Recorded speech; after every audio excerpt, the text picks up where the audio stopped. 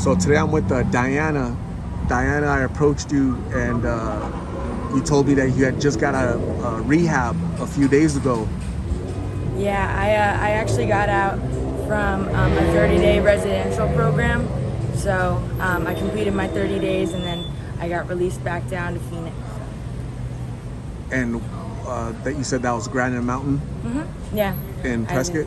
Yeah. Is Granite that Mountain. is that helpful? Was that good program? Yeah, Granite Mountain offers a lot of support. I really didn't realize how much I didn't know how to live a day-to-day life, just making my bed and brushing my teeth and talking to people normally about other things than just street talk. So it kind of brought me back to normal and taught me a lot about myself and how to cope with things and what I was doing and why I was doing it. But it goes back into your history and your past and your traumas and brings up a lot about you so that you can work on it. But they do 6 classes a day, so you have a lot of time to really think about yourself and what you're doing and why you're doing it and what you want to do in the future. So How old are you? I'm 23. And what was your addiction? My addiction? What were you addicted to when you went to treatment? I started using Perk 30s blues, and then as I started using, someone introduced me to meth, and so I started using that too. That led to other things like powder. That kind of all cycled together. Everything goes hand in hand. But mostly it was Perk 30s. How old were you when you started using? I started just after my 21st birthday. I want to say I was just barely 20, and I started using. But I didn't know anybody my age or anybody else that was using except for a couple girls. So I stuck with them, and they introduced me to other people that used, and it kind of got harder and harder to stop doing what I was doing, just because everyone I knew then was using too. They could be 50, 40, didn't matter, but they were all using as well, so it was harder for me to get to even talk to people just because everyone was using too. Do you? How does your family feel about you completing treatment? It, I get this a lot, but my mom's obviously proud. I'm gonna cry. My mom's sad, she's scared. She's not sad, she's scared because she knows like who I am and what I did, and she knows it's not just flick of a light switch, but she saw that I was trying, and she's obviously very proud and happy and kind of clingy now because she just wants to talk to me more and like get to know her daughter again, Sorry. So would you say you have a supportive network, a family, now that you've got out of treatment that will try to help you stay on the good path? Yeah, my family's always been supportive, but the more I was using, obviously, like the more they would go away, and that was a little bit more obvious. When I got clean, I saw how much I was pushing them away, and I always just thought they didn't want to see me or I didn't want to see them. But the more, every day that I'm clean, yesterday my uncle reached out to me, and I haven't talked to him in about a year and a half. So I asked him, or he asked what he could do for me, and I told him just bring me to meetings. I don't have a lot of transportation. It's hard. So I asked him for help through transportation to meetings, and so he's going to be going to meetings with me every week now, and that's something I never really had before, just because he stopped talking to me because he didn't want to see me like that, So it sounds like you do have a support network, family that's willing to help you, reach out to you, and try to support you as best as possible. I talk to people that have gone to treatment, and they don't have that support network, right? Their support is the people on the streets, that offering the pills, and so that's how they get back into that lifestyle, because they have that lack of support from family, friends, to keep them on the good path. It's very important, I feel, right? And what are your next steps? Like, what are you trying to accomplish now that you're clean? You have a support network. You're gonna go to meetings every week. Then what? I don't really know how fast I'm gonna be moving, getting back into a normal routine. But before I started using, I used to be a clinical.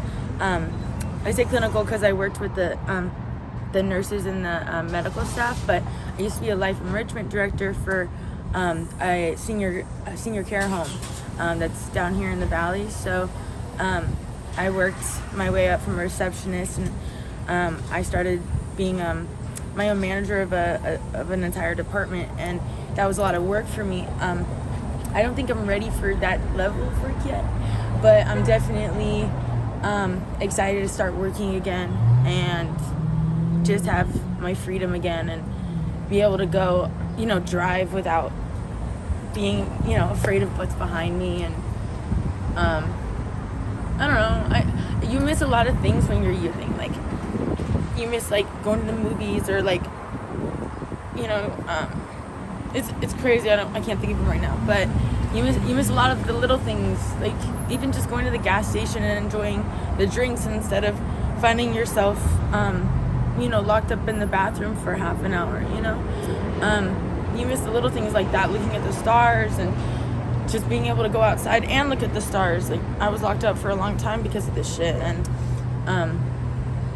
when I was in Prescott at Granite, I remember looking up at the stars, and one of the guys said to me, "When's the last time you looked at the stars?" And I was like, "I don't think I ever really looked at the stars." So, oh my gosh, I'm gonna cry again, but I'm sorry. But little things like that we take for granted, right? Yeah. You started to appreciate a little bit more now that you're clean. Yeah. And that goes to show you how beautiful life is, and for those 2 years you're out in the streets just lost, you're missing out on those little things, right? You're missing out on family, love, your mom, car rides, movies, yeah, right? just having a job is a big one, but it's such a big part of who we are when we're sober, so right. Losing that, I feel like, is just one of those things we just kind of push under the rug, but it's a big deal, it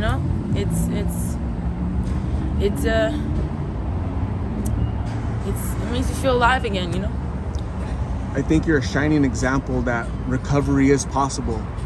Your mom should be proud of you. Your family should be proud of you. You should be proud of yourself, because you're rare. Thank you. I've interviewed hundreds of people in the past year and a half, right? And not a lot make it to where you've made it. Yeah. So yeah. you know that you're a good statistic, Yeah. And you're so young, you can still rewrite the next chapter of your life. Right? Yeah. Go back to being a clinician at a home. Go back to school. Do whatever you want, because you have freedom now, right? Right. You've broken the chains of slavery to that drug and addiction. So that's huge, and you should be proud of yourself. So Diana, I'm gonna say thank you very much. I really appreciate you talking to me, sharing your story, letting yourself be vulnerable. Letting people know that recovery is possible if you really stick to it. Yeah. Can you tell me what was the one thing that pushed you towards recovery? What made you go there and get clean? There's a lot of things, but probably the biggest thing is I always wanted to get sober. Every single day I always wanted to get sober, and every day I planned to get sober, and it just never happened. But the one thing that kind of made me go into treatment and sign myself up and actually go through with it was when I was using heavily, I caught a lot of cases, and I'm facing a lot of jail time potentially. And my judge told me that since my problem is addiction and my problem is drugs, that I needed to help myself, because the courts can't help me. Nobody else can help me. The officers can't help me. Nothing's gonna fix that problem that I was causing out there. And I was just gonna keep going back and restarting the intake and all of that kind of, bogus. But they told me that I had to fix myself and I had to do it. So they told me that if I tried and I applied myself and I sought after treatment and I tried to become a participating member of society as opposed to one who's crumbling it, I would have a chance at lowering my sentence and being able to not be in jail for so long. I would be able to not be on probation for so long. I would be taken off of the monitor. I would be given a lot of opportunities that I wouldn't have otherwise gotten. But so that was like really the push that I feel like I needed to get clean, was just someone saying, hey, if you don't do this, you're gonna be locked in a cell. So it's a big push for a lot of people, but it was very real for me because I had a 12-year sentence dangling over my head. So wow, that's a long time. 12 years, yeah. Okay, so so again, thank you very much for sharing. And you also said you're a card collector. Yes. And can you show us the cards, and you might be willing to sell some of your cards in case somebody is a card collector, they could reach out to you, right? Yes, they can reach out to me. I have the whole set minus, I believe 9 or 10 cards, but they're all in near perfect condition, I believe. I even have the error card. They are Fleer cards from 91, so I have the full set. It's, I believe, 700 and I don't remember exactly what it is, but it's about 720-ish cards, give or take. And I have all of them, including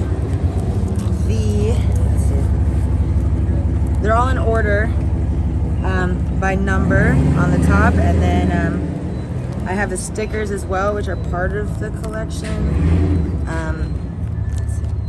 And then the player of the season. Yeah, I'm missing number 8 for this one, but this one's almost complete. And I can sell them. I'm looking to sell the whole thing all together just because it's a lot easier than going one by one. But if anyone's interested in buying, obviously I don't need a trade, but if someone wants to buy any of the cards that I have or the stickers that I have that are part of the collection, you're more than welcome to give me a call or a text. I probably will answer texts more just because I am horrible at answering my phone. I'm not used to it very much. But yeah, if you want to give me a call or text for any of these, you can reach me at 623-473-1657. And if you're interested in any of the Fleet cards, or I'm sorry, they're not the Fleet cards, I always talk about Postmates. Fleer cards, let me know. I have all of them, minus 10. Excellent. Well, thank you for showing us your collection, and you're willing to sell them, and people will reach out to you.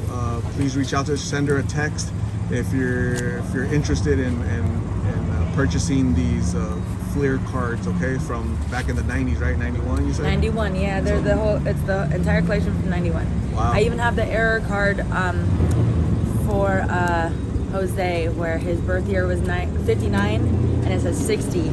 I think there's only about 1,600 of them actually distributed, and I have one of them. So wow. Yeah, I don't have the actual card, but I have the error card. So okay, cool. So again, thank you very much. I'm gonna give you my card. I'm gonna give you my card with my number, so you can call me if you want to do an update to see how you're doing in the future. Okay. Yeah. So I'm also gonna grab you lunch. Lunch has been donated by my subscribers. So thank please you, take guys. care of yourself. We'll talk soon. Okay. Okay. Thank you, guys.